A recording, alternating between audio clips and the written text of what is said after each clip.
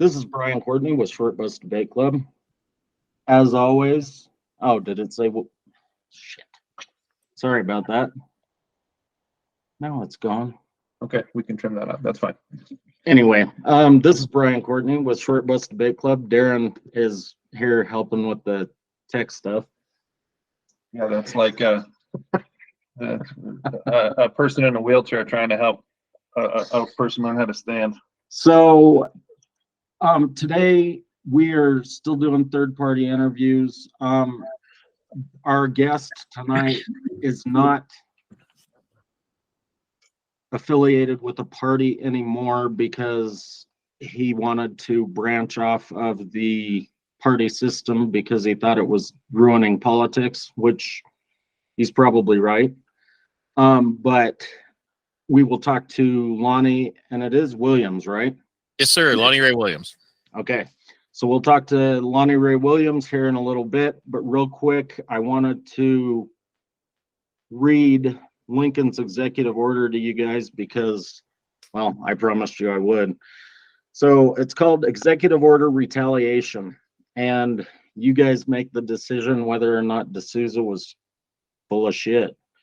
It is the duty of every government to give protection to its citizens of whatever class, color, or condition, and especially to those who are duly organized as soldiers in the public service. The law of nations and the usages and customs of war, as carried on by civilian powers, permit no distinction as to color in the treatment of prisoners of war as public enemies. To sell or enslave any captured person on account of his color and for no offense against the laws of war is a relapse into barbarism and a crime against civilization of the age. The government of the United States will give the same protection to all its soldiers, and if the enemy shall sell or enslave anyone because of his color, the offense shall be punished by retaliation upon the enemy's prisoners in our possession. It is therefore ordered that for every soldier of the United States killed in violation of the laws of war, a rebel soldier shall be executed.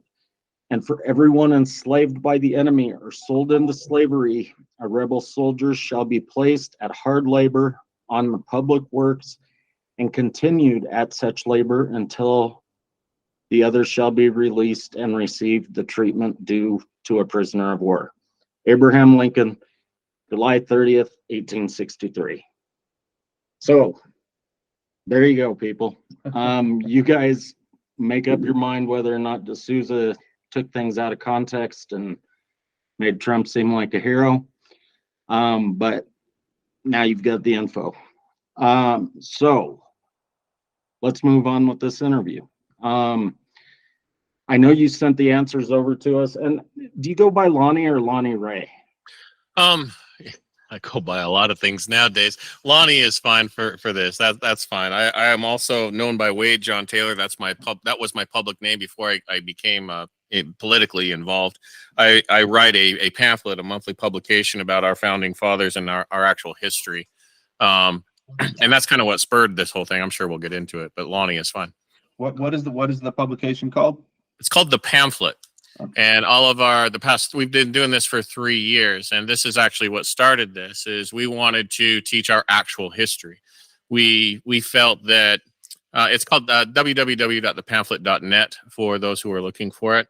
And the inspiration was, 3 years ago, we couldn't go to church. We couldn't go anywhere. We couldn't do anything. And this was supposed to be America. We had people telling us how we had to live our lives, what we had to stick in our arm, how we had to put something over our face, and that wasn't conducive to what I thought our founding fathers stood up for. And the only way I knew how to do that was to actually write the history. We didn't want to write any old history, though. We wanted to write the history of the common, average, everyday people. So we talk about people like Sybil Ludington, a 16-year-old girl who rode twice as far as Paul Revere. What 16-year-old girl doesn't need an icon right now to say that, hey, you can stand up and save your nation? Instead, we're trying to define what a girl is. We're not talking about the right things. Anyway, that's just kind of what started this. And if you get me started on that soapbox, it'll be a whole different interview. No, and I definitely don't want to start without the interview thing, and I'm glad you mentioned the pamphlet. But one of the things that I want to, I guess, make clear to the listeners and for my information so that I can make sure and put it up on the web properly. So you were formerly the American Independent Party, right? The Independent American Party. There, you got it. There is an American Independent Party, which is not the same as the Independent American Party.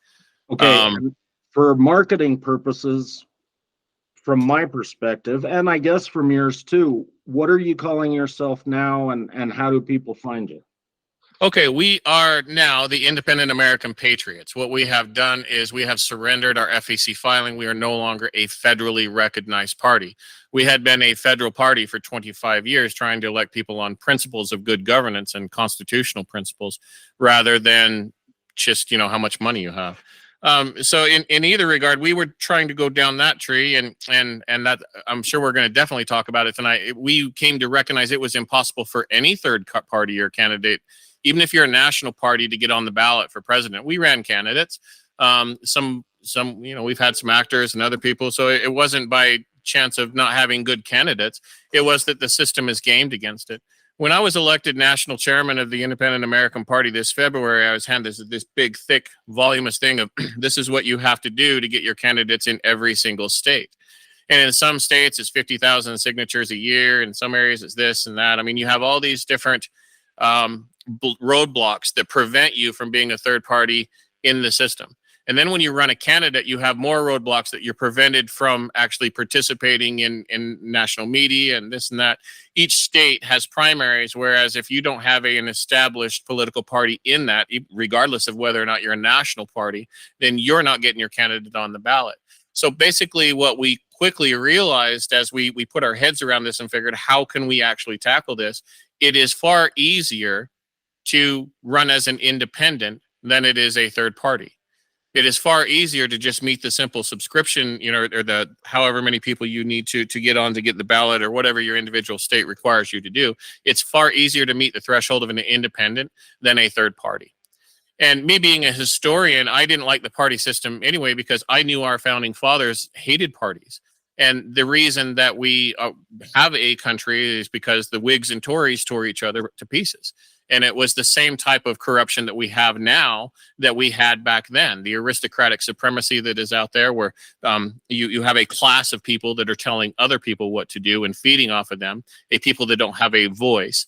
And they divide us into classifications, whether you support one or the other, but yet you have no representation. You're taxed to oblivion. You can't, you're suffering. You can't afford to feed your families. The same thing that happened back then that is kind of forcing the people to boil over is happening right now.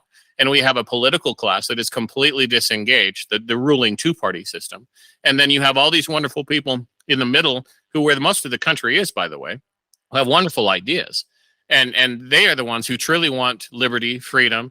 We can define what a man is. We can define what a woman is. We know what a family value is. We're not but drinking the Kool-Aid. We're speaking common sense. Look, you want to call yourself whatever? That's your right. Go ahead. You don't have the right to interfere with our children. My ancestry runs deep in this country and runs all the way back to the Mayflower.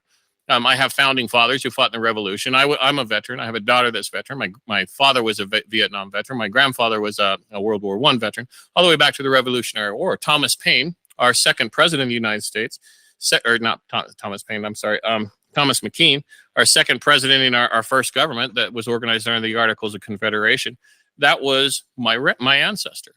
He had to move his family 6 times while he was fighting for liberty.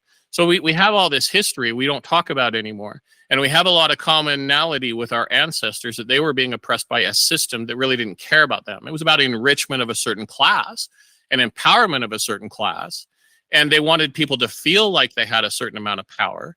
And they kept dangling them along, even though year after year they became more controlled, less money in the pocket, and finally they just couldn't do anything else other than try and raise their own food and check out of the system. And then the tax man got so mad about it, they sent troops. Anyway, Lonnie, let me steer it back just for a minute. So put that in the context. Now it's the independent American Patriots. Yeah. So like tie that to what it is that's behind your party's formal platform then.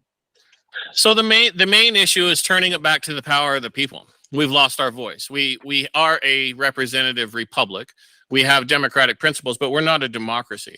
So our main principle is actually what a conservative is. You know, a conservative isn't what people think it is now. They say, oh, it's Republican. No, it has nothing to do with it. The original conservative is to conserve the values and principles of our founding fathers, the whole liberty and freedom item. And that means, you know, is minimal government. You know, we believe in repealing the 14th Amendment. We agree with repealing a lot of the amendments, getting rid of taxation, going back to the original way that senators were appointed. You know, we've done away with a lot of the checks and balances within our system. And each time they've said, well, it's progress, we're progressing. But if you look at the standard of living, there's no progress there.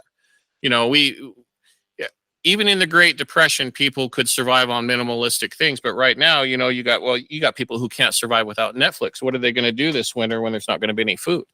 You know, we have a whole cultural problem where things are changing rapidly and we don't have a political system that supports that. So our platform is one of solutions, and the solutions are the people themselves. So our members have their individual private town halls where they develop issues that are personal to them and their communities.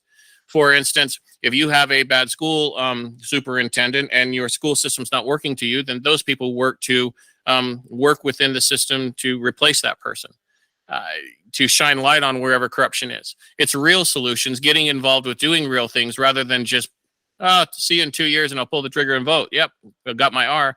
We're not like that. And if we continue to do that as people, we're losing our country. So our organization is one of people who are standing up and willing to do something about it. Not just sitting and voting, not just saying, well, that's your platform, that's my guy, we didn't win. Forget about that.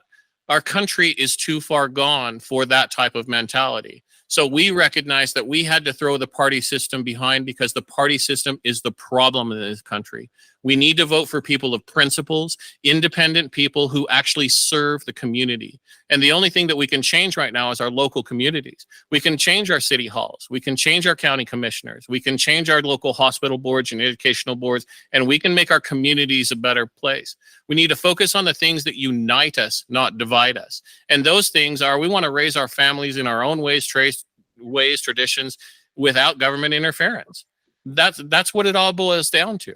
And we didn't need all this chaos and progress. Ever since cell phones have come out, what has happened? You know, we've lost touch as Americans. Social media makes us feel like we're empowered by having a voice, but it does nothing. You know, the biggest thing that I found last year, I ran for the Washington State Legislature. And the area, the 7th district out here is 7 counties. It's the 11th largest in the country geographically and the largest in the state. And it's gerrymandered. So how do you represent that? Well, my goal and what I said is, look, I'm going to have a town hall in every single one of these counties every single month. And you all get to come to me and tell me what you want me to do. And I'm going to tell you what's going on in the legislature. And the Republicans booed me out. They did not give me a single endorsement. And so, of course, I go independent after that because I recognize that the Republicans don't want liberty and freedom. The Republicans don't want people who represent. You know what? They asked me in every single one of the vetting questions, will you do exactly what the Republican Party wants you to do? And my answer was no. So I didn't get a single Republican endorsement. And that's what's wrong with this system.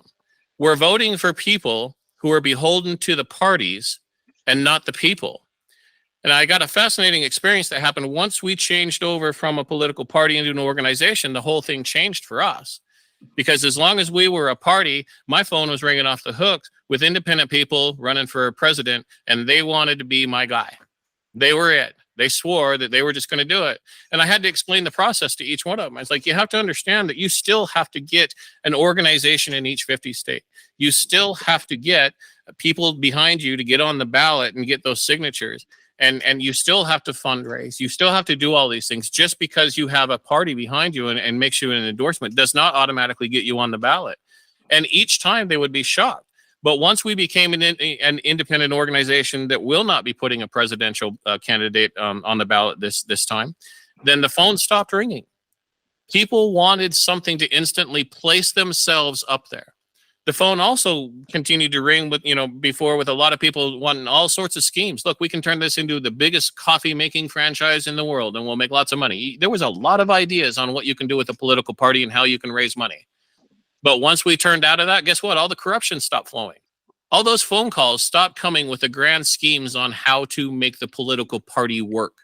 So that validated my whole process, that the political parties are the problem. That's an invitation to corruption. The laws that we have invite corruption in the political party system. And so long as we are voting for parties, we will never be free.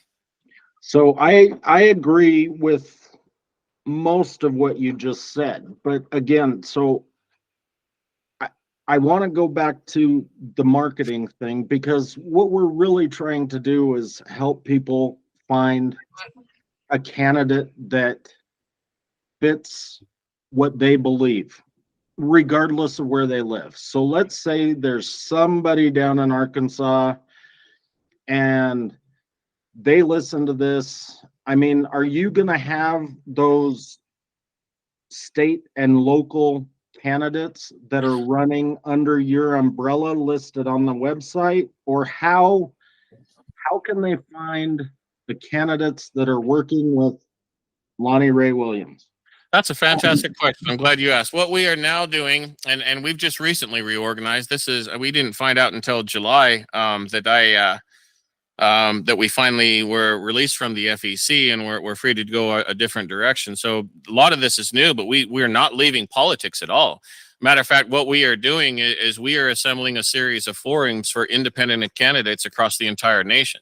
So if you're an independent or third-party candidate, I don't care what party you are. If you want to argue about the 15 principles of good governments or talk about the National Monument to the Forefathers, some of the things we're focused on right now, you know what? Come on over. We're going to put you on our forum. We're going to ask you the questions, just like you guys have. You've got a forum here. You ask the questions. You do that. We're doing that for all independent candidates, not just party. If we truly want to bring people together, then we truly must be able and willing to communicate with one with another and to put some of these biases that we've been pigeonholed into in our lives and look at things differently and say, you know what? The elites on both sides really don't give a rat's patootie about either one of us. So we need to come together as Americans somehow. And that's what we're willing to do. We've put all the politics beside. So we are now going to focus all of our intention on all independents who want to run on good governments. Look, come on, we're gonna help you out. We're gonna do what we can. We can't fund you. If we had money, we certainly could. But like all other organizations, things are really tight right now. The economy's in the tank, and a lot of people don't have discretionary money. But we know we have grassroots activism behind us, and we can put this message in front of our social media outlets in every single state and push that across all the ways and get in front of roughly 50,000 people. So we can get that independent candidate in Louisiana or running for president or whatever. If they want a forum, if they want to have either their 15 minutes of fame that they can share on their social media, guess what? I'm going to give them that opportunity. Okay. That's what we need to do. And that's what we're all about. And I think every party needs to switch into that mode rather than gatekeepers saying, I'm going to pick the candidate that represents us. It needs to be organic. Well, and that's kind of why I found your not party interesting. But that leads to this next question. And I understand that for the most part, these days we're talking about state and local politics, really. But I've got to ask a couple of policy questions, and you've already seen these, but if you had the power to resolve these issues, you could wave a magic wand or whatever. You got Social Security, the environment, education, healthcare, foreign policy, and the U.S. economy. What would you guys, as an independent not party, resolve first? Loose network though. Well, the biggest problem facing the average American right now is the economy's toast. Okay. So they can't afford to live. So the economy's number one, and it's going to face us all. In reality, we're headed into the greatest depression we've ever been into. We're already in a silent depression. If you actually look at the numbers on the cost of living, how much you make right now per capita in today's dollars versus 1930s dollars, and what we're spending on across the board now versus what we spend on items there, we're actually making less money per capita than we did in the 1930s. So No, there's just a lot more of us now. So yeah, well, yeah, that's just less resources too. So we have challenges. Now, I'm a pig farmer also. I'm a homesteader. I believe in self-sufficiency. So number one, look, we are the nation that made it through the Great Second World War. How did we do that? We planted victory gardens. So we need to understand that right now there is a full 40% on board signed and 60% of the world's population considering moving to the BRICS system, which is the dollar is already in decline. And we have to face the fact that the United States dollar is losing, in the process of losing its reserve currency status. Saudi Arabia has already agreed to trade in other things other than dollar, and that's what pegged the United States to its reserve currency status. Our debt is now unsustainable as the entire world is flooding the dollars back into our nation. So that's we have this inflation. We're like, well, what's happening? All the money is coming back, and that means that these dollars are cramming into the United States, become more worthless. Currency always stays the same if the amount of currency in circulation stays the same. And as you're creating more dollars out of thin air, then you're devaluing the purchase power of this. And I mean, this is common math situation. So the economy is number one. And what we have to understand is the existing economy system that we have is over. It's imploding. The debt is unsustainable. Those are the facts. Now, what are we going to do about it? That's where we need to come together as Americans and have that moment like we did in World War II. Look, we all need to have victory gardens. Every single human being needs to have the right to produce their own food. So all these stupid homeowners associations and everyone else that says you can't have a garden, you can't raise chickens, you do that, forget that, throw out the window. The number one thing we need to do is protect our people against starvation. That's what's going to happen, and that's what's already starting to happen. You have a large portion of of our country right now that is in deep food insecurity, and it's going to get worse, and they don't even produce their own food. I mean, I've just butchered 2 pigs, and I've got 10 more to go, and I'm going to be filling up my freezers. I'm good until next fall after that. I'm doing the things that I need to do, and I also support a lot of homesteaders and other things with their animals and help them get, but my point is we need to teach people to become more self-sustaining. Look, I'm in an apartment, no big deal. Put some herbs and some buckets out on your porch and do some bucket or potatoes. Whatever you can do, we need to get people to do. Because the challenge is we need a national movement. We need something to unite us. Well, we went to the moon by being united. So we need somebody who has vision. Now, this is what we need to look for in a presidency. Now, you could talk about Trump. You could talk about a lot of people. I kind of like Kennedy. I'm a little bit concerned with some of his statements, but I think constitutionally he's generally there. But I think right now as a people, we need to be open-minded and we need to reject everything and not narrow ourselves down into any of these candidates, because I don't see any single one that truly is going to do what is necessary to save this nation. And that's what we need to be looking for. The big thing is we need to have local town halls. Every single community needs to wake back up. Now, 3 years ago, they did a really good job on dividing our communities. They told us to sit down, shut up, don't talk to your neighbors. And then all of a sudden you had everyone moving to different locations. Now we have a whole country that has been displaced, whether willingly or not, and they don't know each other. We have no communities, and we have no ability to withstand a national crisis that we're heading into right now. So we need to bring local people together, have local town halls where communities are empowered to start talking about the issues that matter to them most. And we need the local politicians to listen to them, or the community to turn around and say, get out of office now, we're done with you. We need a national wake-up moment is what we need. And that's just by talking honestly about our situation without fear-mongering. Look, it's bad. We understand that. But the economy is number one because that impacts everything. Now, you've got all sorts of entitlements.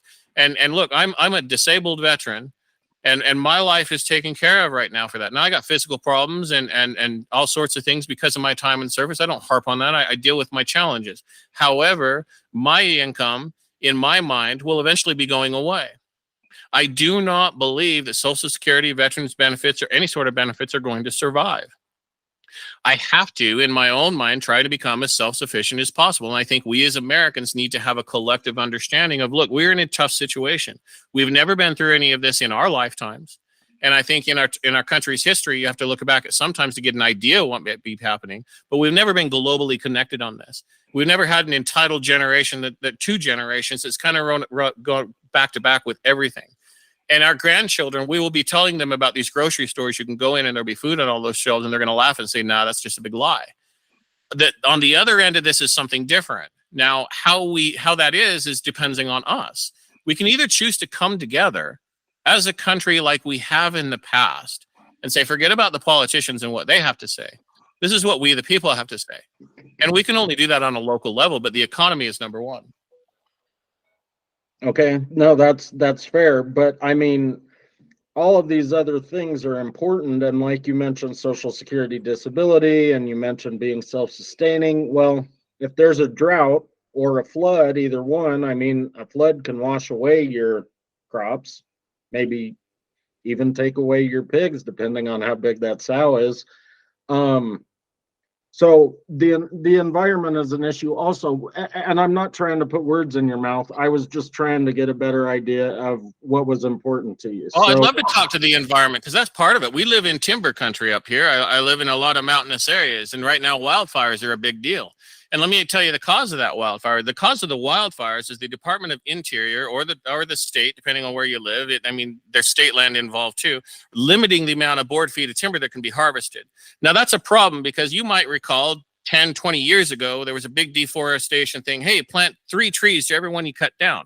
That sounded really good, but now we have massive amounts of forests that are way overgrown, but they're limiting the amount of board feet coming out. So when these things go up, they go up like no forest fire ever on Earth. Now it's easy. You can call that global warming. You can call it anything. That's mismanagement.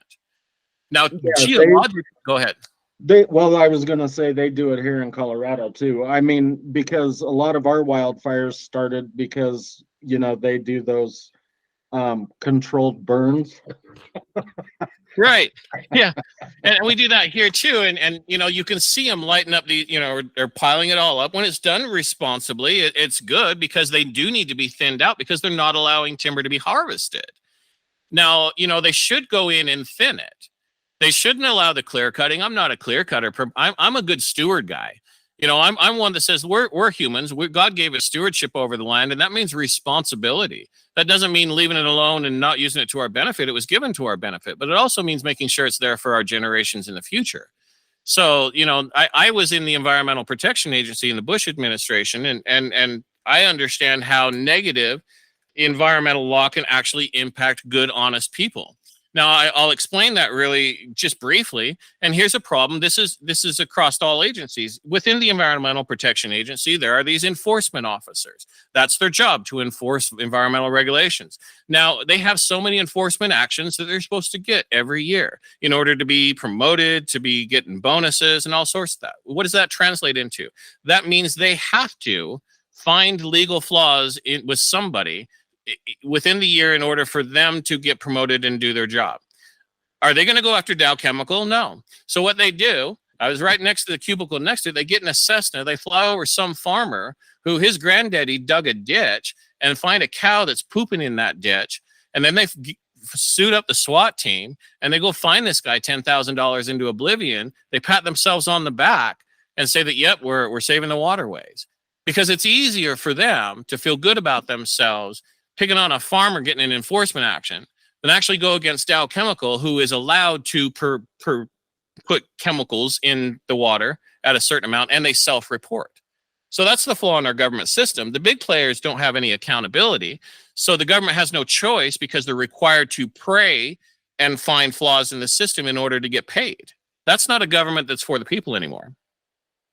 No, it's not. But I mean, to be fair, they do go after some of the big companies, but they're toothless. I mean, if you make $2 billion a year and you fine them $175,000, they can pay that all day long.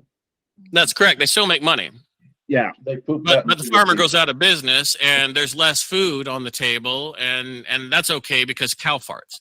But nobody takes into consideration all the buffalo that used to roam on this country. There was billions of the dang things. And tell me they didn't fart?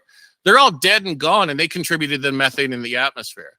I saw all the reports. I talked to the scientists. The global warming, we are actually at the tail end of an ice age, geologically speaking. Our planet has been much warmer. There is jungle ruins underneath the ice on Antarctica. I mean, our planet has been much warmer historically. And being at the tail end of an ice age, coming out of that ice age, we are supposed to be warming up.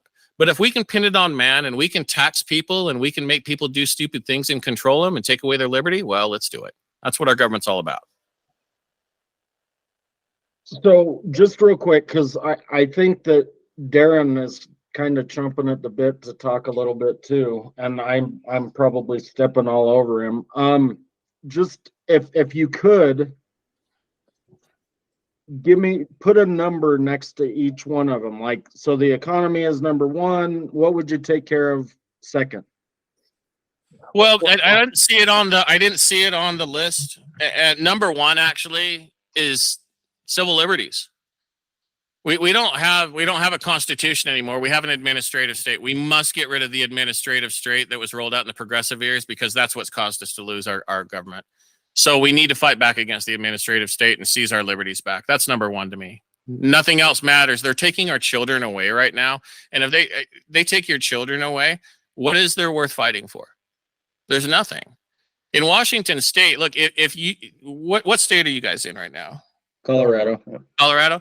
So if your child, the school determines that say your child comes to your teacher and says, look, I want to transition and I'm afraid of my parents, they can whisk you away and send you to Washington. Now, the law is in this state that they will not tell the FBI. They will not tell anybody who comes in here. Now, that child will come into the state system.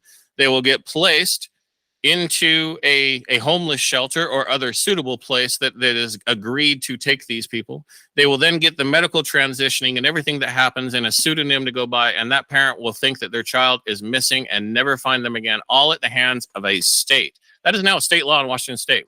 I fought against that law, but they still passed it. There were thousands of citizens who stood up and wanted to testify against versus the handful who supported it, and they still passed it anyway. Our legislators, both Republicans and Democrats, are not listening to we the people.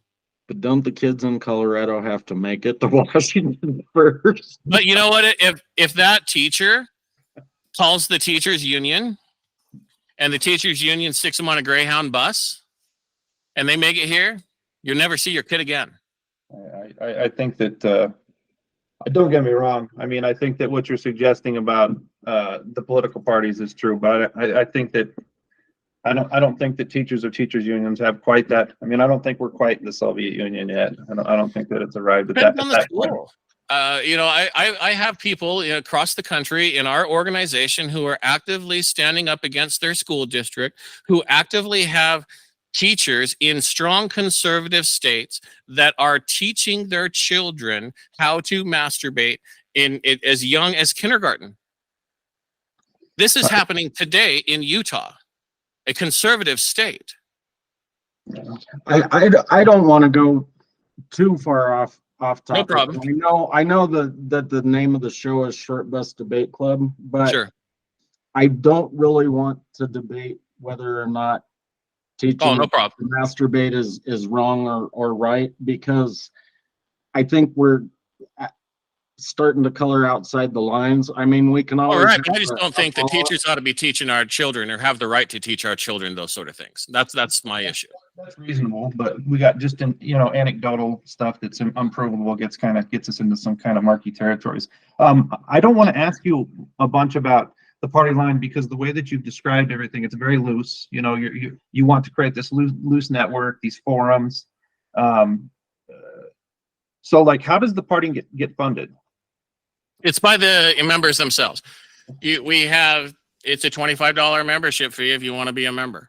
And we have non-voting or voting members. I mean, non-voting members, you don't have to pay anything. So we have, 1,500 people who choose not to, but yet still want to let us do the voting and whatnot. But if you want to be part of a local leadership and do things, then you pay your $25. And that's what funds everything.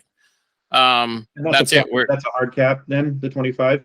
Yeah, I mean, you can donate more if you want to. We certainly do have some leaders who will pitch in $20 here, $50 here. So people can donate more, individuals. We don't have big donors or anything else. This is a grassroots movement. A lot of most of our members have been around the block for a number of decades on this planet and are sick of where things are, and are just common, average, everyday people trying to make it in life, and they don't feel represented by anyone. So we're just common, average people. We're not wealthy people, and we reject that type of mentality. That's cool. That's cool. You know, on the list, we had a question about the steering committee, and I really liked your answer, because it had a lot to do with women and what I guess people historically would consider minorities. How does the steering committee work to get the candidates chosen out of those forums? Well, it's about a we the people thing. So the idea is, look, I don't have the right, nor should I tell you who to vote for. That's un-American, and our party shouldn't be doing that. You know what we should do is put everyone in front of the people and say, ask them the same questions, and everyone make up their mind. And so that's how we do our forums. So what we do is we give everyone the opportunity to answer the same questions, and they can answer it in whatever way that they fit. They have that video to take and do whatever they want with that and say, hey, here's my forum. Here's how they treated me. Here's my answers on this. Because there's not anybody that gives a chance to independents out there. And we need people to stand up and be commended for being brave and taking that step to say, I'm not a politician, but I'm willing to stand up for you guys. Because that's the only thing that's going to save this country. So what that means is everybody gets to see those videos. And when we get to the presidential ones next year, we have a number of presidential candidates who have already contacted us and still want to be involved with these forums, especially next year. What we will continue to do, the two forums we're doing this year is kind of our trial runs, getting things all set up as we're transitioning into the new way of doing things. And then next year, all of our forums, what we're going to end up doing is have a people's choice vote. And all that means is, you know, how aligned are you with them in your values as an independent American patriot? And that's a, you know, 80, I don't know if it's going to be a star rating yet. We haven't figured that part out, but this way everybody gets to see, look, that's just what our people thought of them. And they can take that rating and do whatever they want with it. But independents, I have quite a few people who are running for president who are actually part of our organization. So we do have people who are part of the Independent American Patriots who have presidential campaigns. And, you know, I wherever I can possibly give them advice or help motivate them to do the things that they feel called to do, I'm going to do that. So my job as a servant leader is to get behind them. And that means that when people come to me and are part of these forums, then I'm going to give them the best opportunity to be treated with respect and dignity so that we can create an atmosphere to where we Americans can come back together and start having civil discourse and conversations.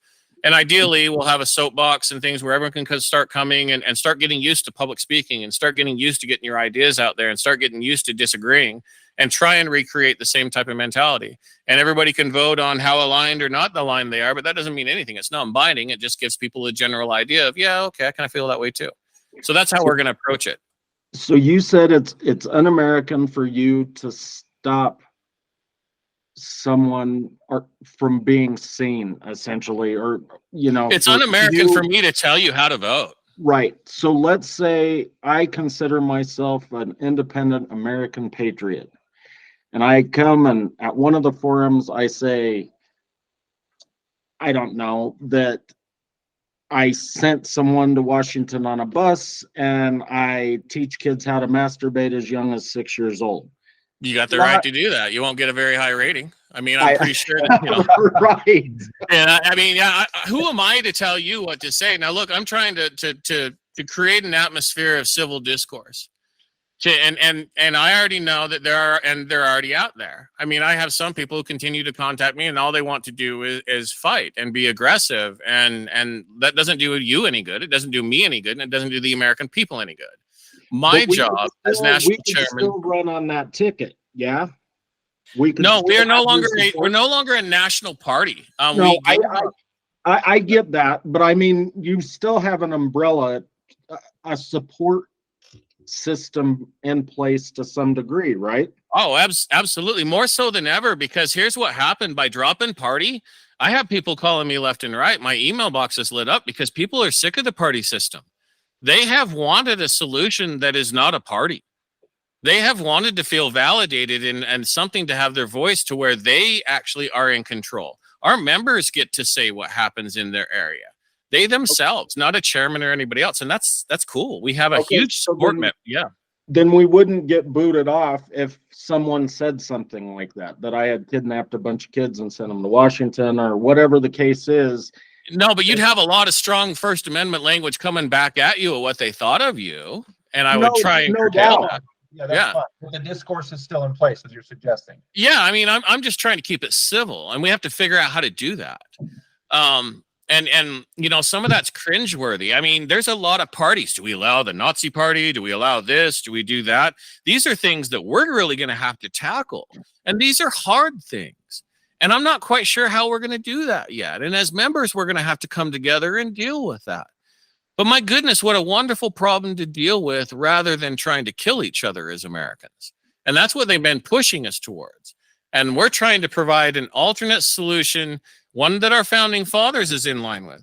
You know, our founding fathers hated political parties. George Washington, in his farewell address, warned us that if we adopt and change into parties, it will destroy our nation. And that's what was happening, because back then we didn't have parties. But half of our founding fathers didn't want our new government. They were the anti-federalists. And half of our founding fathers wanted the new government. This is our second government we're on. A lot of people don't even know that. They don't know that our first constitution was the Articles of Confederation and Perpetual Union. And Philadelphia, well, that was after the war was already over. So a lot of founding fathers don't like it because our original colonies were based on a system of rights. Like Virginia, Maryland, you know, their constitutions weren't constitutions. They were foundations of rights. You have the right to do this, and everything else comes after that. So half of our founding fathers wanted a government based on rights. Those conversations are important in America because we don't talk about that. And if we understand that discourse and those dialogues as human beings, then we understand that our government is not representative of what it's supposed to be. And we need to fix that. And what we can do is come together as Americans and support good people, try and have conversations, hard conversations that we don't know how to have yet. We need to learn these skills again and try and come together because they're trying to tear us apart. And we need to recognize that. Okay, so now, like, if we're going to put sort of like some time horizons on what it is that you all would be trying to accomplish, how would you see, like I said, we're coming up to this next election cycle in the next year and a half. Short term, you know, what could you expect over the course of that time period? What could you see happening maybe in the midterm, maybe like a couple of presidential cycles out in relation to that, and then for the long term, like how would you sort of paint those three sort of different time horizons? So we made this decision public in July, and we have already completely stood up 5 new states under our new organization or new framework. And by the end of next year, the goal is to have 25 leaderships in place supporting their local communities and supporting under the new reorg. Can I ask you what the 5 are right now? Yeah, we have state coordinators in Nevada, Utah. I'm still the Washington one. And then we have Rhode Island and Texas. Rhode Island's an interesting place. You know, it is. The guy that we have out there, he's Paul Rihanna, fascinating guy, amazing patriot. He is not afraid to stand up to the craziness, and ran for as an independent as governor last year. And a really good guy. But, you know, Rhode Island is an interesting place, and it's really hardcore left. So if you have a voice, you really got to grab your stones and get out in front of it. And he does.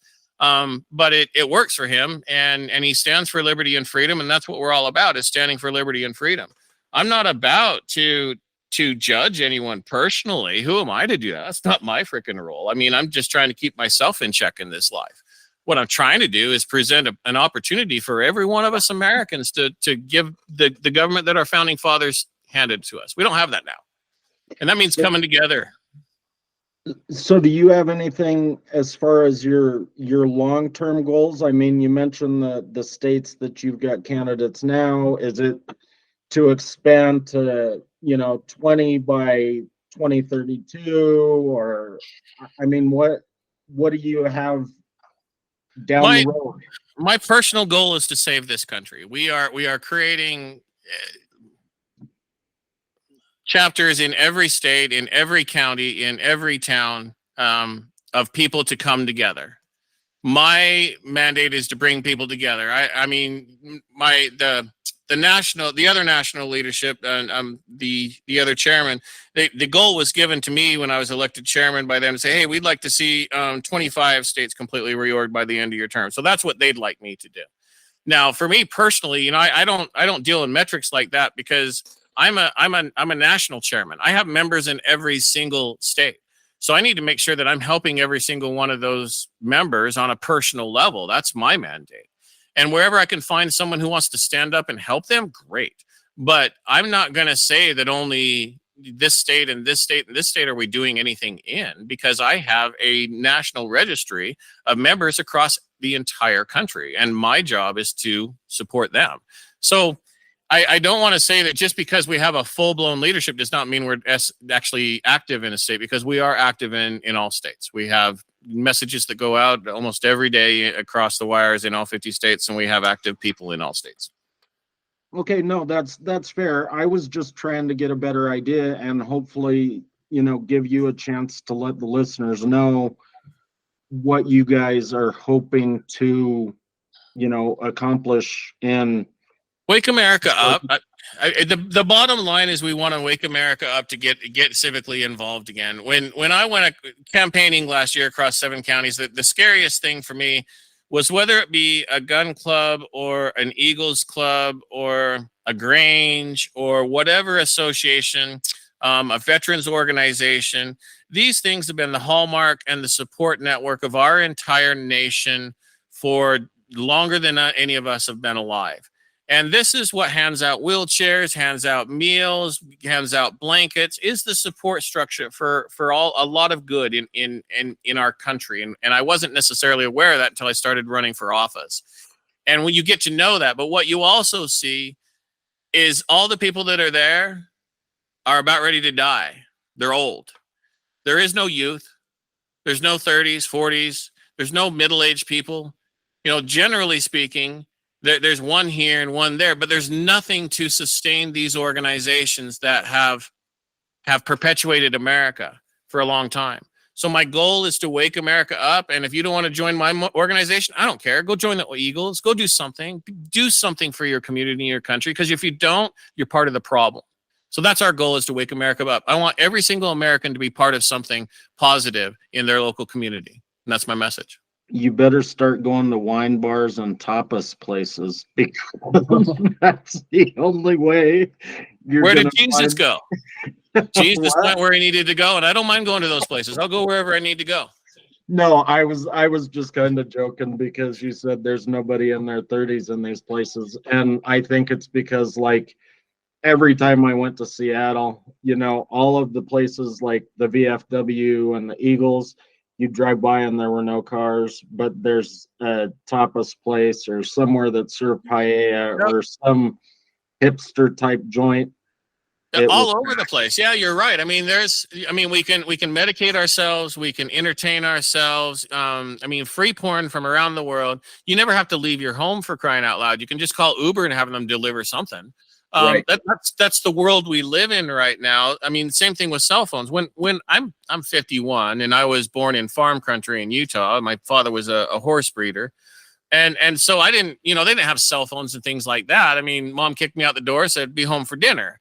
And that's how I was raised. And now I knew the phone number of everyone in my area. I knew all those things, but now I can't tell you what anyone's phone number is. All of us walk around with a stupid device in our hand, but yet we have no interpersonal skills anymore. We got to break free from that somehow. Well, and your point about civic space, regardless of whether you find it through organizations or in, actually public locations, is it's pretty tough, pretty horrendous right now. So it is. And what can we do? I mean, we have to, there are so many people who can tell you how many episodes there were in Game of Thrones or who did what to who. I mean, the whole world, the popular world can tell you a lot of facts that are useless. But when it comes time to what's really going on in their community, they don't know. And that's critically important, because I'm here to tell you, as a farmer and as someone who's intimately involved in this, we're going to go through a very serious food crisis of availability for a period of time. That doesn't mean the end of the world and all of that. I'm just saying that things are going to be really, really rough for a while because of policies, mismanagement, and we don't have the government in place on the left or the right to solve the problems. And so we, the people, have to do something different because what we've been doing doesn't work anymore. I'm going to ask you kind of a weird one real quick. Yeah. So like if we were reading the Federalist Papers and the Anti-Federalist Papers, I mean, I get the sense that you tend more towards the Anti-Federalist Papers. That's like, yeah, that's correct. I mean, now give me liberty or give me death. You know, those were some pretty potent words. And Patrick Henry was an anti-federalist. So was James Monroe. Many of our prominent founding fathers were anti-federalists. Now, here's what happened. They were such good men. Once that document was signed, they got behind it. They got over their differences and they stood behind it and they made the best of it.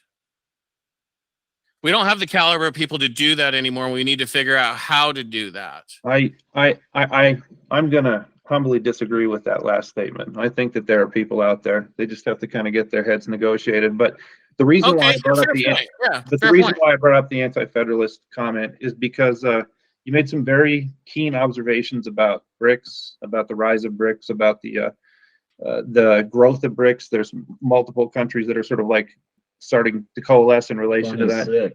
Yeah.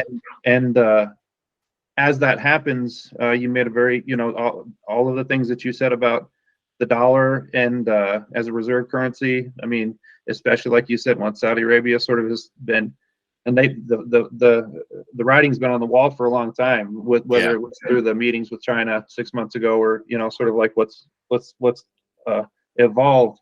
Like, so my question is, as a person who, because you have a very keen spirit about these sort of local spaces, like in local solutions, and you're creating these networks that extend to these larger spaces. But I'm trying to see, like, and this sort of goes back to some of the questions Brian was asking about concrete policy goals.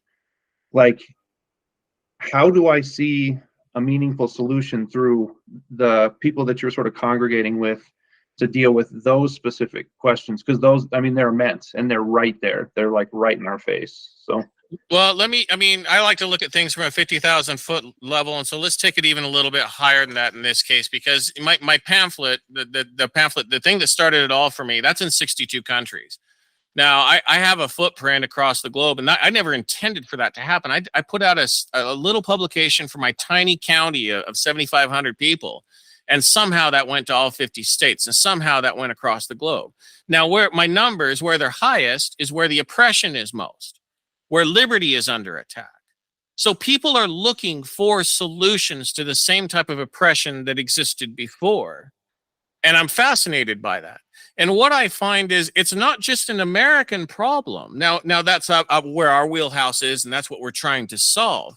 But this is a whole human problem that people across the globe are going through right now.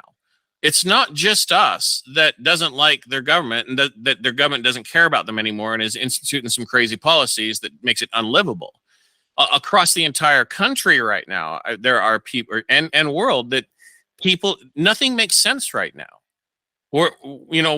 We live in fantasy land. If you look at the headlines and roll it back 20 years, any one of those headlines would have stayed in the headlines for a month and it would have been world news.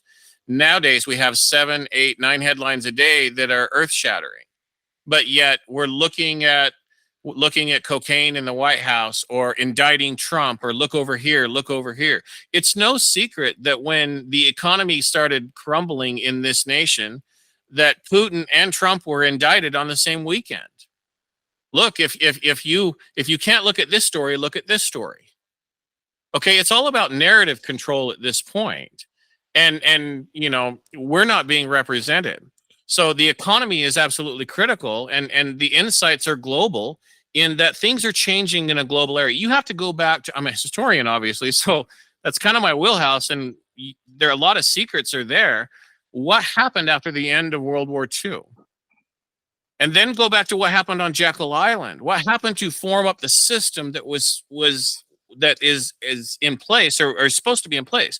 All those pins are gone. So why are we functioning? Well, it's on vapor.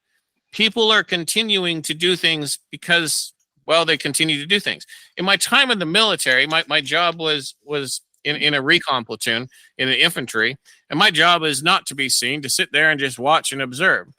Well, there was a period of time in my life where I was in a country that had collapsed or been in, their government had changed within less than 30 days.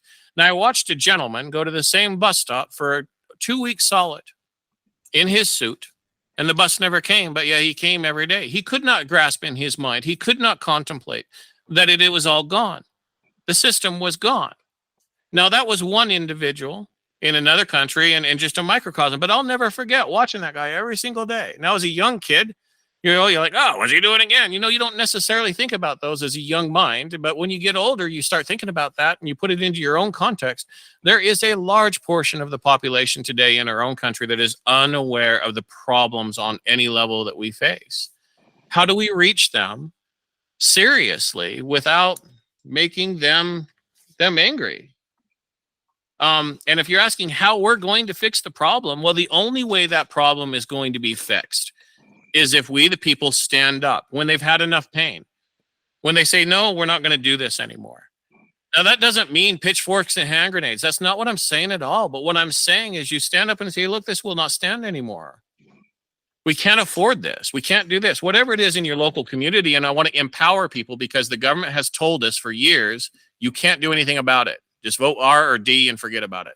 I'm here to tell you a different story, that of our founding fathers. And all it took was one man to stand up. I'm a disabled veteran. In 2008, I had a stroke. I lost everything. I lost my house. I lost a family. And I became homeless. I was a homeless veteran. I went from a homeless veteran to a person running to office in the local state legislature, to becoming a national chairman, completely reorganizing and now trying to save the country. God can do anything when you turn to him. And all I'm telling people is to do the same thing that the founding fathers did. Have a personal relationship in your own way, in your own understanding. Don't let anyone tell you what to think. You figure it out with a big man.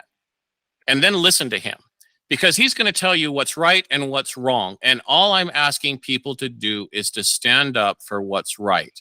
And if you want to stand with us and stand up for what's right in your local community, we're going to help you. And that's what we're going to do. We're going to empower the individual and let them know they're not alone anymore. They can do something. And they might not know what to do. But I'm here to tell you, during the pandemic, locally, local town halls sprung up across 3 counties, and none of us had anything to do with each other initially because we didn't even know. It was spontaneous. It was all about people losing their jobs, people not being able to do things because they were under restrictions or this or that. And we all got together, and we all started networking. And we had a network of 11 town halls just out of we the people. So that's what we're emulating across the entire country. Well, that's generally when people start to become, I don't even want to call it effective, but more aware, is when something affects them. They lose their house or they lose their job. Then all of a sudden they're fired up and want to vote and get people out. You know what gets politicians to move? People rallying. Now, during that period of time, I can't tell you how many rallies I went to. I was with one of the organizations. They did over 150 rallies in a year. That wasn't me. I did probably about 50. We went to the state capitol, and it wasn't until 4,000 people decided to show up and protest that they started saying, well, maybe we need to back off a bit. That's what they listen to. They don't listen to anything else other than we, the people, coming together and say, we're done. And we've had too many people for far too long sitting home, shutting up and watching Netflix and getting Dominoes. That's the problem.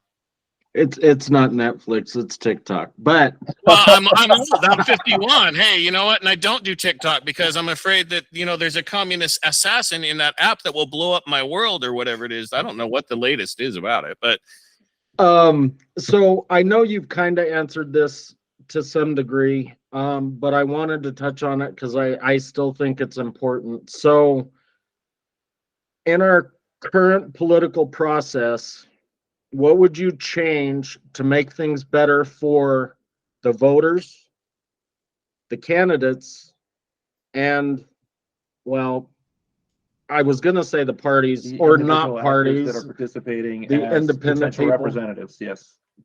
So I'm gonna here's what Washington does right, and Washington does a lot of things wrong, and one of it's their voting system in that it's mail-in voting.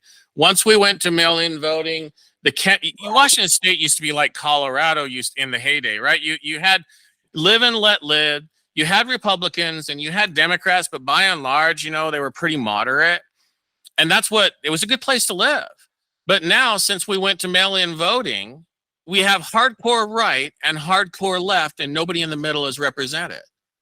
So what I would do, number one, is an independent person needs to be in the auditor position across every county in the United States. That should be a nonpartisan position because both the Republicans and the Democrats win with the rigged voter system that they have. When I was running across 7 counties, I received a nice thick packet of a bunch of people who are registered to vote, along with pictures of those places that were vacant lots. I have a lot of information just in my local area about the massive amount of voter fraud that happens. And by and large, Eastern Washington is Republican. So it happens in both sides all over the place where people are stuffing ballot boxes or whatever, ballot harvesting. This happens. We are disenfranchised as a voter. So we don't have an honest voting system. So that causes low voter turnout. Nobody has faith in the system. Number one, go back to the same way we voted in 1950. Roll it back to hand counts in the public where you have visual things and get civic re-engagement and make people participate like they do in jury duty. You're going to count. Let's count. Let's get involved. Do you want that because of the lack of fraud or because of the community engagement? I think both. Why does it always have to be one? It doesn't, but I was just asking the question because I think it's an important one. And it's hard for me to answer because when you put it in that context, it fixes two things. It brings us together in the election of our civic leaders or public servants, which is what we're supposed to do. We should come together when we choose who's going to run us locally, or our sheriff and this and that. If we have local policing communities, guess what? If we're coming together as we, the people in a town hall, and talking that issue when both sheriff candidates are there, guess what? We're getting the problem out of the order, and we're going to decide who we're going to vote for. That's how it's supposed to work. But I've been to these forums, and a lot of them, hardly anyone shows up. But that's anything. So we have an apathy problem that we have to overcome. That's a huge problem. But I'm sorry, ask the question again. So are you talking about the one that I just asked about the community engagement, or the question? Yeah, okay. So I think one, it takes care of fraud. You're never going to get 100% of the fraud. However, we've got a lot of voter fraud and a lot of and you know what? Have an ID. And this rubs some people the wrong way, but check this out. You think you should have an ID to go buy a gun? Okay. Well, voting is the most important thing that an individual does in their entire civic duty. You should at least be able to prove that no one is taking your vote and casting it in a way that you don't want. People should want that security. Now, the other thing that used to happen, we used to have something called voting day. Now, that's the one day where people would get off work by law to be able, to go and vote. Now, that meant that everyone showed up at their polling places. Hey, Bob, how you doing? Oh, fine. I haven't seen you forever. Yeah, let's go do lunch. Yeah, that sounds good. That's reconnecting people. We don't do that anymore. So anytime that we can bring people together, we should. And what we've done is, out of the name of trying to make things easy, I remember when they were selling us on the technology idea, it'll make it faster. Well, do we want faster? Do we want accurate? We want honest, accurate elections. I don't know of a real American who wants a fraudulent election. That's something we can all agree on. So that's one thing that we must fix. And I think having an independent auditor in every county who is beholden to the people and not a party is the most secure way for us to start discovering some of the problems that we truly have, and then start addressing that. The next thing that we should have is an independent prosecutor. Those shouldn't be political offices either, which we do have, at least in this state. And I'm sure we do in others. So there are some offices that shouldn't be political because we've turned the sacred responsibilities of the keys of the Constitution in our republic over to a party, and we shouldn't do that. This is so anyway, there's a few things that we should do, but voting is one of the things that we probably should take care of, because we can't fix anything if we don't have honest elections. We can't get people to be civic engaged if they don't feel that their vote matters. And right now we need to do that. But bringing people together and going back to accountability and real honest voting and common things that most people actually want. That's fair enough. I'm not sure that I entirely agree with you about the rolling back to 1950s thing, but well, it was a benchmark. I mean, sometime in the past where I didn't pick just a general, like that was an arbitrary number. So I'm just saying a time when you had physically counted, a process that was observed by all the interested parties, that was fully transparent. That's the one thing that we must do. Here they all are. They came in this box. Everyone sees them. It doesn't go anywhere. They come here. We all get to see them. They get counted here. I mean, that's what must happen. And whenever they're closing doors, silent, that's our freedom. That's our republic they're taking away. Well, I'll tell you something funny. Last time I voted at my last address in 2020, my wife and I and my daughter submitted our votes, and they were rejected based on our signatures, and we signed the back of our ballots. It's a very conservative county, so I mean, if there's a political, in this instance, it would be conservative, but I'm surprised. I thought that you would say that you do away with dismantling the party system, like, because... Well, the people would naturally do that once they saw how corrupt it was. I mean, so I go to causation. If you can address the cause, then the people will say you're both corrupt. Right now, you have half of the population wherever you're sitting saying the other guys suck, but they're unwilling to see their own faults. Now, I'm looking at both parties saying y'all suck.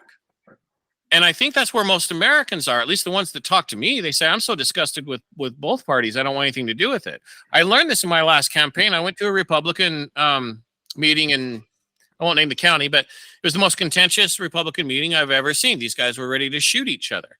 And the whole contention was whether or not they wanted to allow me to speak as a candidate because I was going against the Republican incumbent. And in this state, they have a wonderful system, which is a top two primary system. And that means that, and it's an open ballot or open primary. That means that everyone gets on the primary, I think that's the one thing that we should do across the entire country if you want to really fix elections. Everyone gets on the primary, and then the top two go into the general regardless of party. If you did that system, the parties would lose their minds. They did here when it rolled out in Washington State.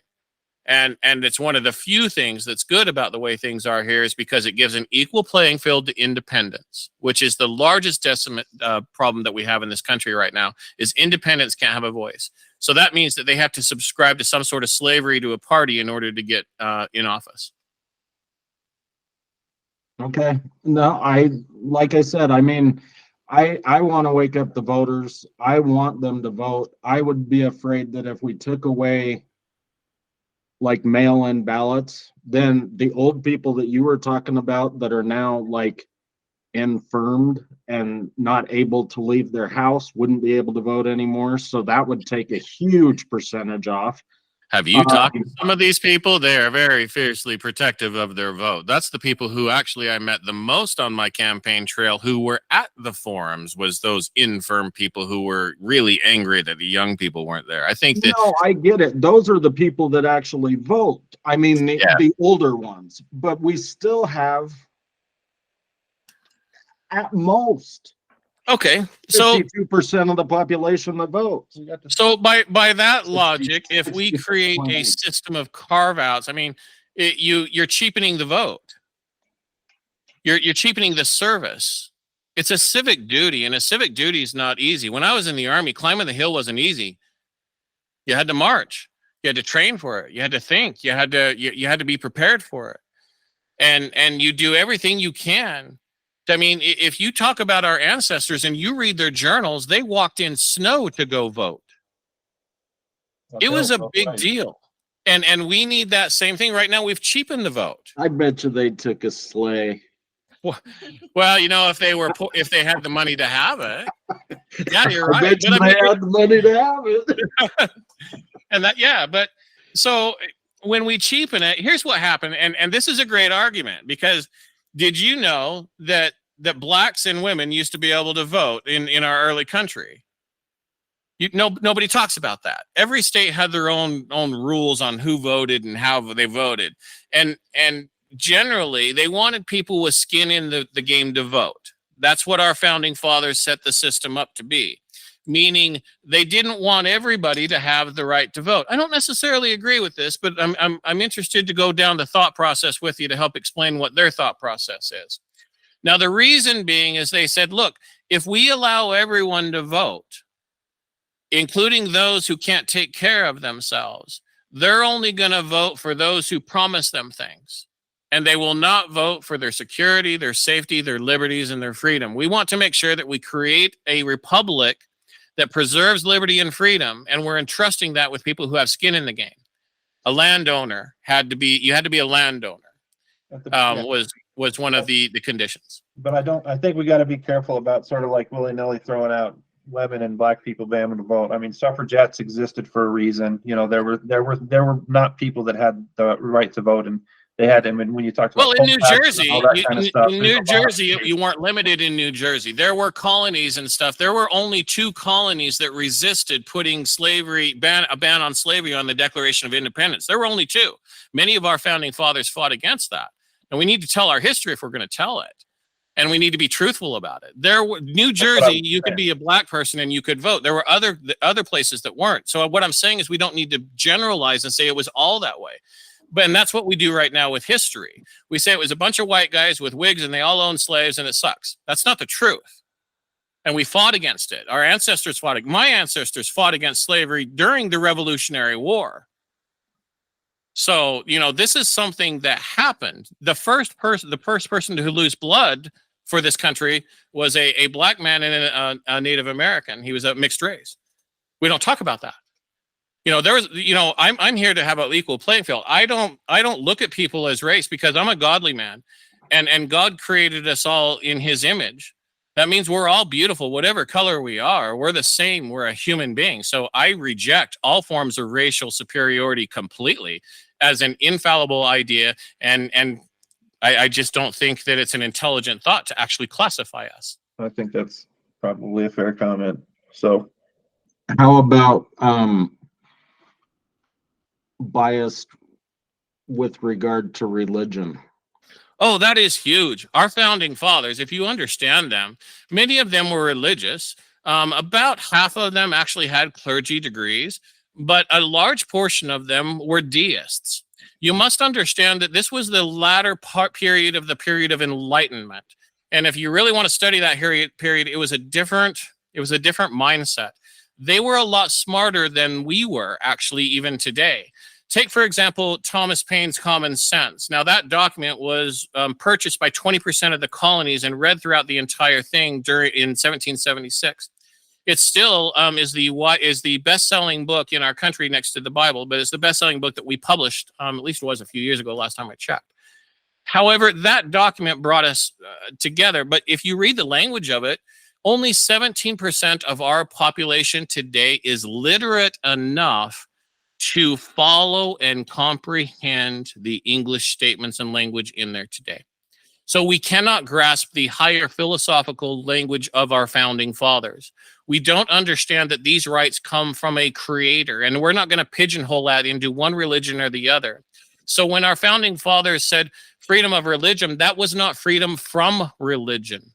The first book that our nation published was the Bible to put in schools. That was not to subjugate, indoctrinate, or do anything else. It was to simply say, this is the moral system that we are based on. That's because Martin Luther was the one that pushed that was the first thing that was like the Bible's publishing, and it sort of like being this universal position with regards to where people started to learn.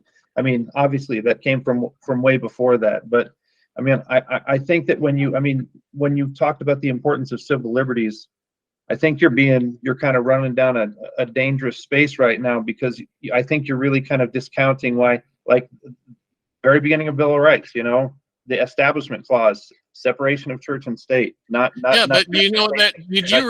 Have you read what Jefferson has said about that?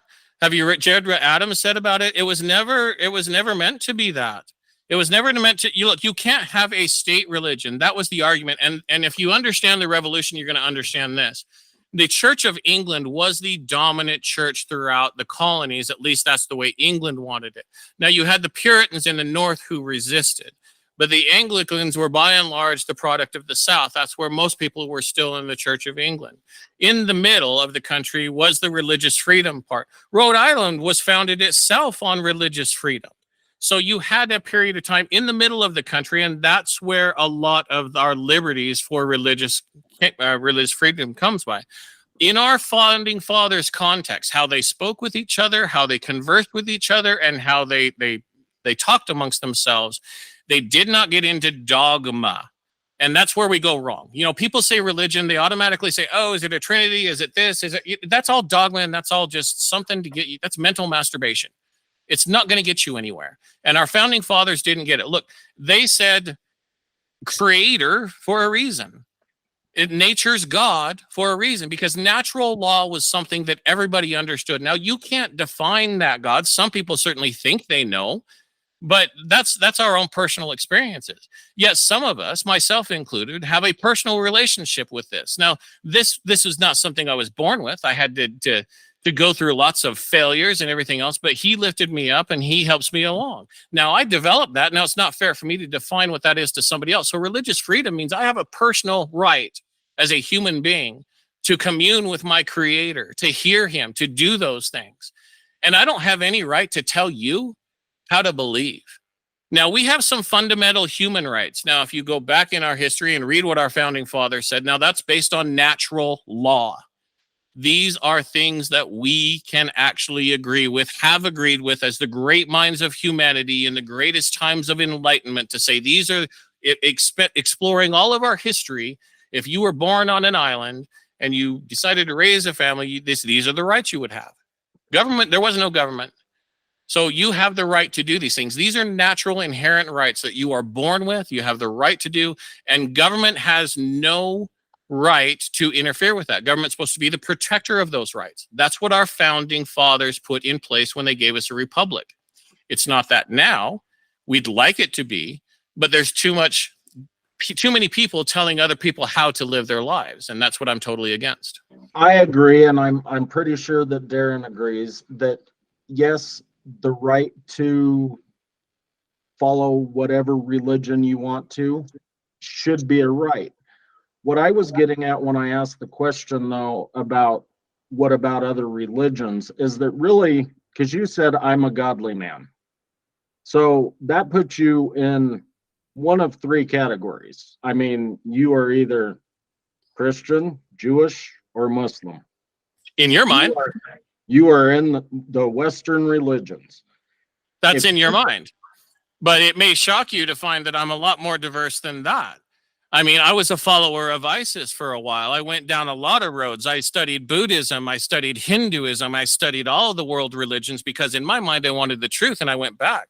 I went back to ancient Egypt. That makes you more of an agnostic. But my point is that studying them and following them are two different things. So what I was trying to get at, though, again, is if somebody comes onto your platform or under your umbrella or whatever you want to call the not party, yeah, then if they told you, I don't believe in God, or I'm a Satanist, or I'm agnostic, anything. I mean, yeah. Our organization is a faith-based organization. Is it any one particular faith? Nah, I'm pretty anti-religion, generally speaking. Now, I have a personal relationship with God and my Savior. That's me and my deal. Now, so that's Christian then, ultimately, right? Yeah, you could call me a Christian, but most Christians don't consider me Christian. Yeah, I don't want to get into a technical, but when you refer to God and then our Savior, you identify within that specific. That's the way that you identify yourself. Sure, if you want to label me, yeah. I'm not. I don't think it's label. It's like a way of. I take no offense. I mean, whatever. It's yeah. I don't believe I'm a follower of. I have a personal relationship. It's a way that I frame that I can understand what you're saying because I don't live inside your mind. That's all. Right. So, yeah. I mean, I don't know if you're religious or not, or if you meditate or this or that, but it's a calming piece or it's a direction. It's something. It is a higher intelligence and a higher power that fixes my life. and tells me when I'm wrong and tells me when I'm right and turns me when to turn left and turn right and when something's right and when's wrong, and to stand up for liberty and freedom and not sit down anymore. Well, there's And no I'm- doubt that you've got a lot of vigor with regards to what it is that you're doing right now. Lonnie, do me a favor. We're going to wrap it up here real quick.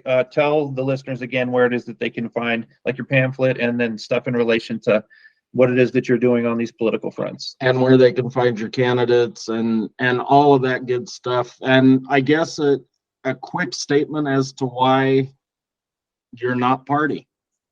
Okay. Well, you can find us at www.independentAmericanPatriots.org.net.com or Independent American Party. It all goes to the same place. You can also find me and my writings on liberty, freedom, our founding fathers at thepamphlet.net.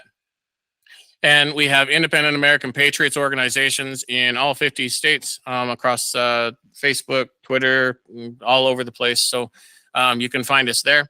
And the main thing that I want to encourage people to do about our organization, why we're not a party, is encourage people to walk away from the party system. The party system is the corrupt system that has actually caused all of our problems. Part of it, anyway. I mean, we the people need to own up to the fact that we ourselves need to be part of this change to fix our country and right it. So I encourage everyone to stand up, do the things, and find a personal relationship with the God of your understanding, and seek that, because only through that is the only salvation that we're ever going to find right now, is to find your purpose in life. You are created for this moment right now. And I encourage you to find out what that moment is. And if you want to stand for liberty and freedom and their founding values, then come aboard and we'll find a place for you.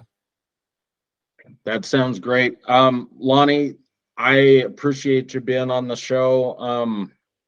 And thank you for being so detailed in all of your answers. Good luck with everything. So you got a lot. Hey, anytime. And I'm a pretty well-versed person. So if you want to cover any politics, war, this, that, I'm pretty much up to date on any current issues aside from any of the politics. So whatever you want to get into, I'm open anytime for you. Awesome. Thank Cool. you, sir. Well, we'll be posting the interview either later tonight or tomorrow morning. So if you want to, tag us on your Twitter, we'll do the same. I already sent one out to our Twitter followers earlier, which there aren't a lot of them. But no, that sounds good. We'll get it across the entire country for you. Love to get it out there. Thanks, Lonnie. God bless, guys. Have a great time. Take care. You too.